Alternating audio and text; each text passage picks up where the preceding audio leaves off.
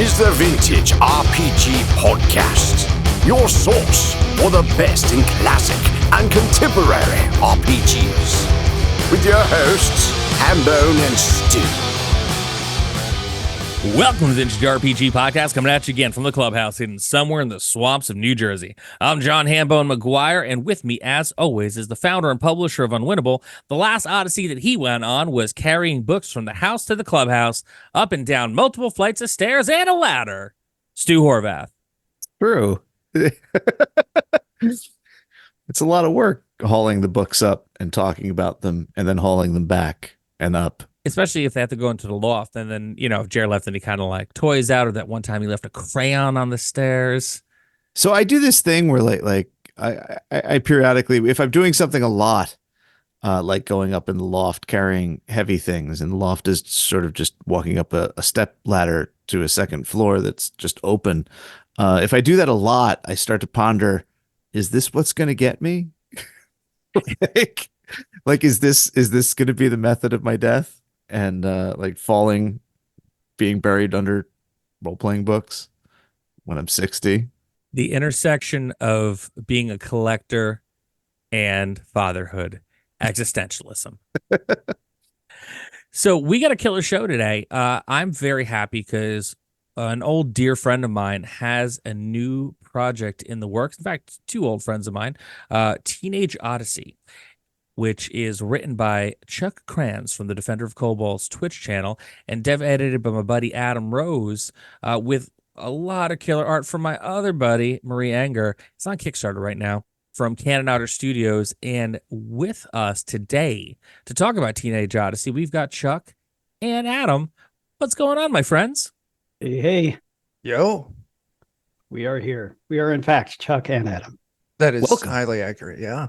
You know, we're glad to have you here and thrilled to see this popping up during Zine Quest on Kickstarter.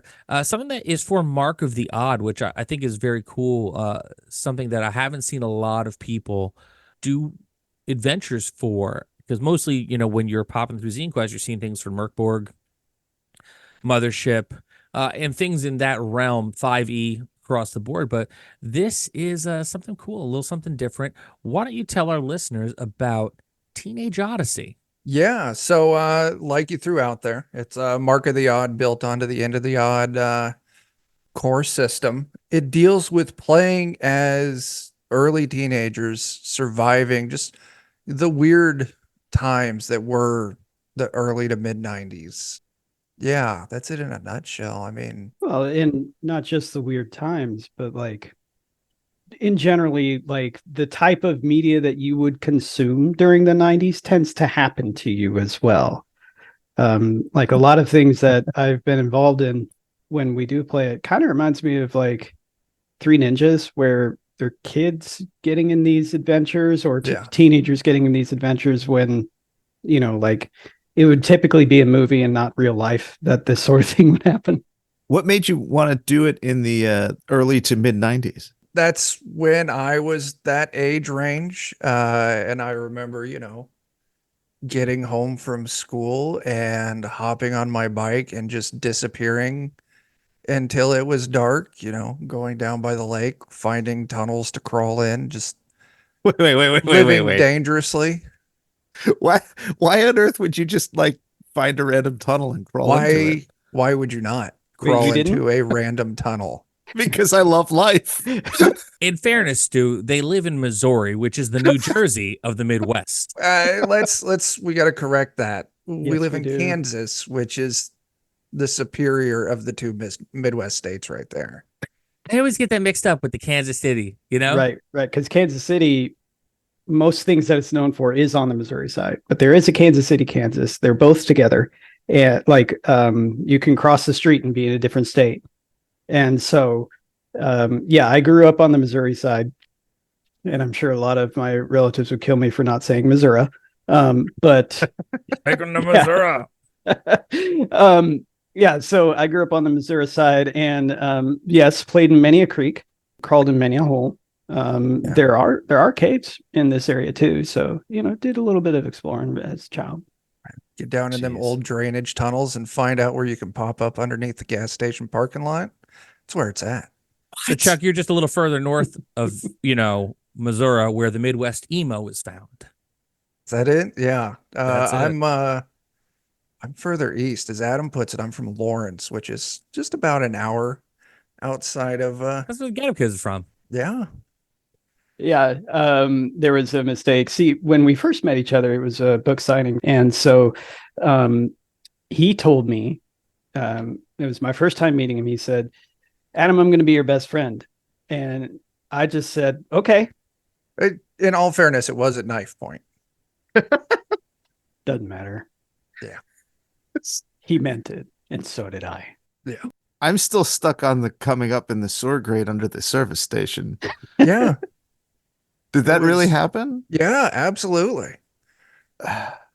Yeah, I mean, it kind of happened for us too. Like, not under a gas station, but yeah, like you just find stuff and explore it and wind up other places. My experiences led a lot to private property. And in those days, like you may get scared off by the private landowner, but you didn't really have to worry too much because, they knew you were just kids messing around.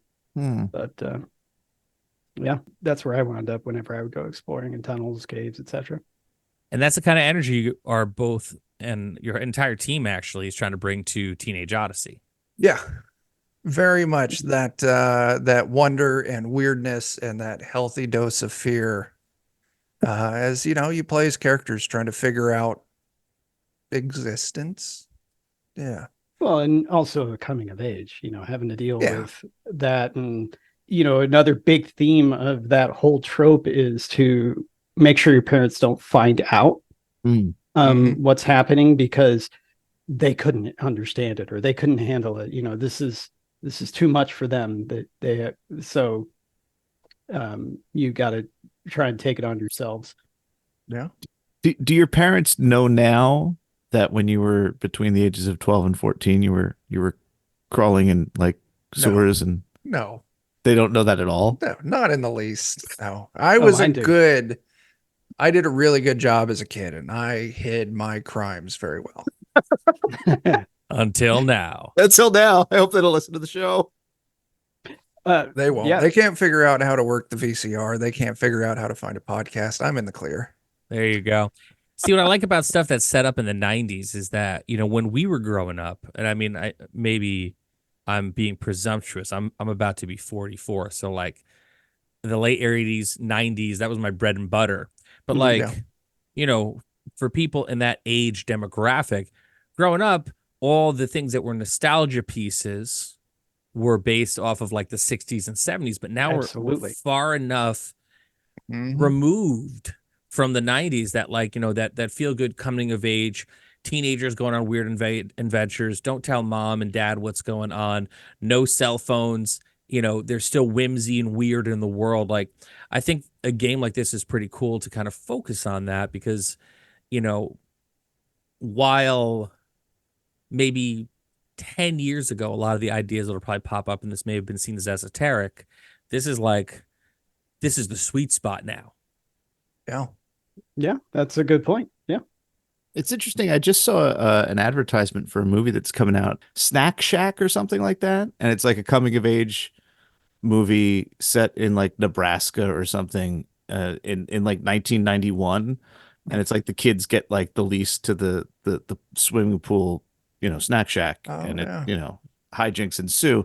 But it's interesting because it's 91, and I don't think of 91 as I'm about the same age as you guys, and the trailer very much has the nostalgia qualities of like a Richard Linklater movie or like the 70s or 80s. Like it has like this sort of sepia gradient over everything, and I'm just like, oh, it wasn't like that in 1991. It wasn't, but yeah. But like that's the language of nostalgia, right? Yeah. Yeah. I mean, in fairness, it wasn't like that until the Canadian wildfires in New Jersey when I looked out the window and the world was yellow. There you go. Yeah. That also reminds me of Ozark, if you've seen that. The Ozarks are not usually that blue. Oh man. So, tell us a little bit more about like this direction of the story in the project. In RPG, you can kind of go wherever you Yeah. want once, the game runner, the GM, the DM, the keeper of secrets, the chill master tells you, hey, like they drop the scenario. What are you going to do next? Let's herd some cats. So like, what is the general, story thread of Teenage Odyssey? I don't know how to answer. In the core book itself, like it's generally mundane childhood memories quickly just becoming bizarre and absurd, taking just regular childhood memories and twisting them into odd things. The adventure that I'm including in the book, Bad Times at Pazuzu Pizza, definitely. That's a great title. It is, yeah.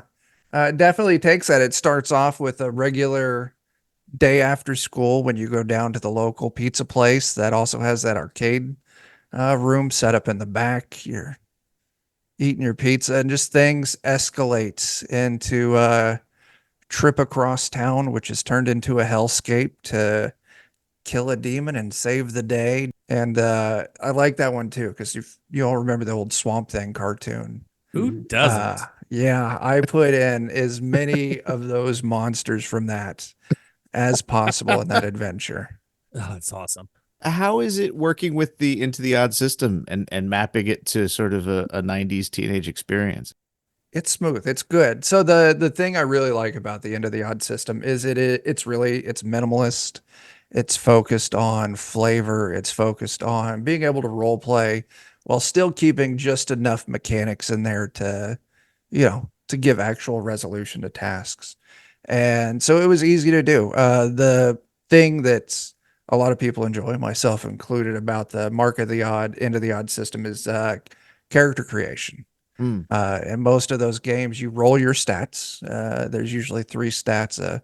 In Teenage Odyssey, it's body, charm, mind, and they all kind of float around those. And then you reference a table to figure out your background and like your starting items, and that's kind of helps give your character some flavor. Just last night, we ran a little sneak preview over on Adventures in Lollygagging. Adam, what did you end up with? I ended up playing Jacob Jenkins, and I was a band geek, and I had a saxophone. And but also another item that they had because of my background was a flask. Yeah, that's how I remember band. What was in the flask? It's undetermined. You can put whatever you want in there, but keep it vague enough. Since it was the 90s, and I just went back to what I originally found, and when you can get your hands on whatever you can, it's not exactly what we return to now. So it was Aftershock. Oh man, bringing it back. Oh yeah. So just whatever you can get your hands on, and get in a little bit of trouble. It's not like we have we want to portray that as that's the thing you're doing in the game, but it's also just kind of an aspect of rebellion and being a teenager. So it's there. I feel like mine would have been like a schnapps or a that's what mine would have been, some green apple schnapps. Yeah, or maybe if I was feeling particularly self-loathing, Jägermeister. Oh yeah. As a kid I hated it. As an adult I love it. Oh, Jägermeister? Yeah. I have kind of grown on the black licorice vibe. Still don't like black licorice, but that black licorice flavor of Jägermeister, it just hits me in magical ways. The black jelly bean is sort of like it defeated me at a certain point. Like I get them now, and it makes me a little sad, but I don't get upset about it anymore. Okay. God, remember? Yeah, Goldschlager. Oh yeah, God. Yeah, the little flakes of gold. Yeah. There used to be a shot back in the day. They called it the Screaming Nazi, and it was Goldschlager, Jägermeister, and Rumpelmans. All right. If you want to know what a Screaming Nazi actually sounds like, it's a 14-year-old kid thrown up behind his buddy's garage after you let one of your idiot friend's older brothers make you one out of very warm liquor. Oh, yeah. No, thank you. Just like the inescapable sugar hangover too. Like no matter how much you vomit, you're still going to be Yeah. suffering. Oh my God. Oh.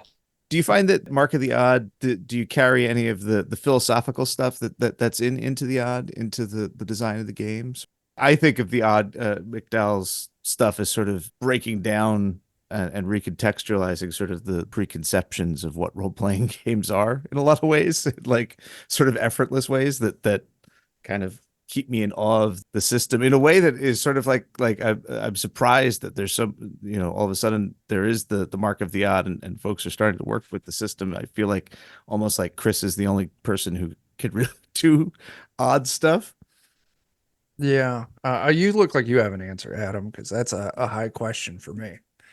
Well, I mean, what I have seen Chuck do with some of his adventures that he's written and ran me through is he is great at setting you up for an assumption, and then you realize that that's not actually what it is, and you start to realize what it is, and then it turns out that it's not actually what it is.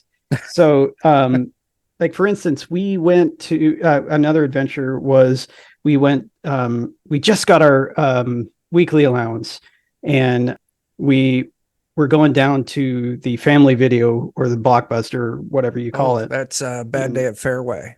Yeah, Bad Day at Fairway. And we went to rent some movies. And so we were all trying to decide what movies to rent together. But then we found that the staff wasn't there.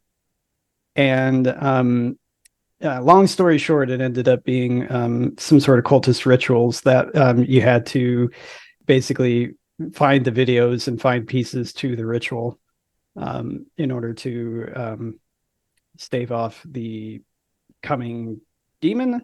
Help me out here, Chuck. I can't remember all of it. The subplot was, you all went to the local grocery store. You were picking out your movies to rent because that's where I rented my movies at growing up, was a local grocery store. You got some food from the hot bar, and things started going sideways. Monstrous entities were crawling out of the products on the stores. You all had to defeat Lucky from Lucky Charms boxes. Yes, that's right. And you started picking up, there was cultist pieces, but it turned around into one of the clerks there had fallen in love with one of the bag boys, and he was not reciprocating the feelings, so she got into her father's occult supplies and attempted a spell to bind him to her, and of course she got it wrong and accidentally made everything go sideways real hard and fast. And so it was stopping the spell created by a lovesick teenage girl and saving the day. Yeah, and when he does say pieces of cultists, he means pieces of people. Yes, I do remember that now. Mm-hmm. Yeah. Oh man, that is awesome. You got one of my favorite artists in the whole entire world to do the art for the book. Marie Enger is a force of nature when it comes to just art in general, but their RPG art is like so energetic and spirited and like exciting and oddly sinister all at the same time. Is I think the best way that I could describe it. Many people might be familiar with Casketland, Yes. Death to the Wizard Kings. So how did you guys land on Marie? I mean, was it like a no-brainer? I originally met Marie the day I met you.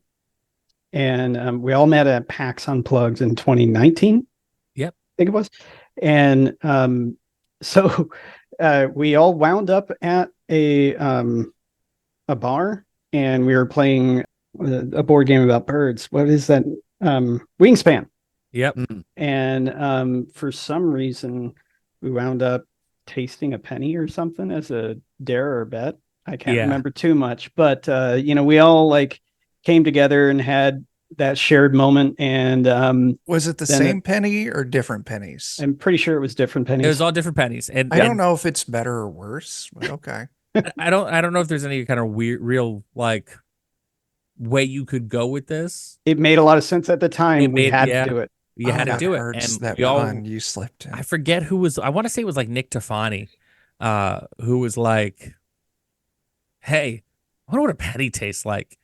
And then suddenly, the next thing you know, we're all just putting pennies in our mouths. Yeah. Yeah. So the next day, I'm wandering around PAX and I wander over to Marie's booth. And then I see for probably the first time her game. And I was like, this right here is the gold standard for what I want in a game I'm creating right now that we have yet to mention at all. But she was like, wow, thank you. And so I got her contact information, reached out to her about that game, but it was a little too close because it was Western themed. And so now that this one isn't Western themed, then we shot it over to her and she said yes. And now you have crabs with switchblades. Yeah, we Yes, do. we do. I gave her a choice because we needed some art put together before the Kickstarter. And I'm like, I need a monster. So I gave her a list and they were all just absolutely fantastic. But she really honed in on crabs with knives. And it was the right decision. I love the little exclamation points above their heads. That really ties it all together. They for me. mean business, and that's how you know. I mean, it's in the name of what they are. You already know their demeanor and their temperament. And I think, in a way, giving them knives is kind of a hat on a hat, but I'm here for it. Yeah. Yeah. But, one thing, what were some of the other options? Do you know, Chuck? I've got it pulled up right here. So Yeah. I gave her 4 choices because we needed a monster. First one, a little lackluster, gray alien with a probe and a sinister look on their face. The crab with knives, which is great. One I would have been equally happy to see was Bigfoot with nunchucks. Yeah, buddy. And the last one I gave her was a regular looking horse confused as to why they're here. Yeah. Yeah. And I think that the crabs was the right choice. it was the best choice. It was absolutely. I mean, as much as I do enjoy an existential horse, crowds and nunchucks all the way. So you guys are going strong on Kickstarter. By the time this episode drops, you got 17 days left on Kickstarter. Ultimately, you want to get this funded and we want to get this book out to the world. But, what is your blue sky idea for a game like Teenage Odyssey? For it to be published, right? Get it out to people. I want people to see my stuff and play it. I'm easy to please. Okay. Blue sky for me would be that this game gets out there and people do play it, and it's a start for our new studio. That we could then run demos at our local stores and hopefully find some ways to get demos out there in other places and maybe at some conventions, get some people exposed to it because we're not planning on this being a one and done game sort of thing. So we wanted this to be our first entry and hopefully more games to come. Yeah. Right on. Your studio name is Cannon Otter Studio. Are there a lot of otters being shot out of cannons in Missouri? Yeah, it's a real problem. Like, it catches you off guard how frequently that happens. Someone should do something about it. Do they all wear safety equipment when they're before? No. Our mascot, our logo, which Marie also made for us. Yes, thank you, Marie. I wanted to, advocate for the otters a little bit, so I at least gave it some safety gear. Well, that's good. Yeah. We hope that the otter and maybe the cannon too will change with each product if we are able to keep going. We'll grow together. Yeah. Like for that Western game, if we can get to that point, then maybe the otter is wearing a hat of some sort and holding a gun. Definitely chaps, but you wouldn't know because it's inside the cannon. Yeah. It's implied. He could be wearing chaps right now. We don't know. And they doesn't have to be in the cannon. They could be firing the cannon or True. So maybe there is room for chaps one day. That's our blue sky. Otters and chaps. Yeah, otters and chaps. Blue sky. There we go. There you go. I don't think there's a better final thought than that. Is there? But I'm going to ask anyway. Anything else you want to mention about Teenage Odyssey before we go home on this episode? Teenage Odyssey is a great game, and I have a very malleable ego. So the more people who back this game and play it and tell me how much they love it, the better I will feel about myself. As for me, I would, if you want to see it being played, please come to the Kickstarter, and we will have links out to it when the Lollygaggers drop their playthrough of it. We will be sure to put that on an update. So you can watch the game being played if you're still a little bit skeptical and want to see more of it. Folks, if you do it for only one reason, do it for Chuck's ego. But if you do it for another reason, do it because you want to see a great game brought into the world. The Kickstarter is live right now. 17 days left on Kickstarter. It's one of the easiest to read and understand Kickstarters out there that I've seen. If you're looking through the story, you've got a couple different live actual plays of the adventures, 1996 SadCon and Bad Day at the Fairway. So if you want to see it played, you want to get the vibe, you want to know what Teenage Odyssey is all about, you could actually do that by going through, clicking on the Kickstarter, learning more about Teenage Odyssey, watching the videos, and back it. Why don't you? Because I'll tell you, the more cool games in the world, the more fun people have. Teenage Odyssey on Kickstarter now, 17 days left to go. And with that, I think this is another great episode of the Vintage RPG Podcast. I had a great time talking to our friends. How about you, Stu? I liked it. It was good. Feels good for me too. I'm still not going to go in like random caves and tunnels though. That sounds crazy. Especially not at our delicate age and constitution. Oh no, I wouldn't. I can't get down that low. Dude, more than 3 stairs, I'm having problems. Oh, but Chuck, Adam, thanks for joining us. Yeah. So this is another amazing episode of the Vintage RPG Podcast. Stu, where can people find you on the internets? You can find me on Instagram at Vintage RPG, posting all sorts of stuff. Perhaps next year in 2025, after Teenage Odyssey has been backed and released, it'll show up on the Instagram feed. Only have to wait till 2025. You're for once not that far ahead. Yeah, it's the windows. I don't start doing the next year's feed until like the fall. I got to give myself a rest. Very cool. You can find me across the internet at John McGuire RPG. I mostly post on Instagram, and you'll actually be able to find me in person. I'm making some appearances across mostly the Northeast, but I'm going a little bit west as well. Once this episode drops, if you had seen me at TotalCon up in Massachusetts, hello. It was great to meet you. Thanks for the high fives, and thanks for supporting 3-2-1 Action. If you want to catch me out in the wild from this point on, I will be at Game Face Con the weekend of the 9th and 10th of March with a ton of killer creators that you have heard me talking to and Stu talking to on this podcast. I'm going to be at GaryCon shooting the breeze, walking around. Yet to be announced, but I will be on 4 panels talking about some cool stuff at GaryCon as well. And that is running from the 21st to the 24th in Wisconsin, and more cons to come. So you can actually, I'm actually leaving my house, and, you can come say hi to me in the wild if you are in those areas or local and planning on going to those conventions. If you like the show, don't forget to rate, review, and subscribe. Your reviews really do help other listeners to find us. And if you really like the show, why not become a patron? Patreon.com/vintagerpg. We have new release episodes for as little as $1 a month. You get them early, some point on Friday or Saturday, depending on how late in the week we record them. But I think we're going to start recording more in advance. So Friday, we have a tier where you can play an RPG with me every month. I change it up. By the time you hear this episode, I'm about to run Call of Cthulhu again for some of our backers. Stu has West March's campaign at his tier, which is deadly and fun, and I can't recommend it enough. We've got a killer Discord community that we'd love for you to be a part of. Patreon.com/vintagerpg. Oh yeah, and I have a Kickstarter too. If you haven't backed it yet, Enter the Dino Knights on Kickstarter. Probably for a couple weeks. I don't know. I've done enough math for this episode. But Enter the Dino Knights. You like post-apocalyptic vehicles, you like dinosaurs, let them fight. 3-2-1 Action. Enter the Dino Knights on Kickstarter.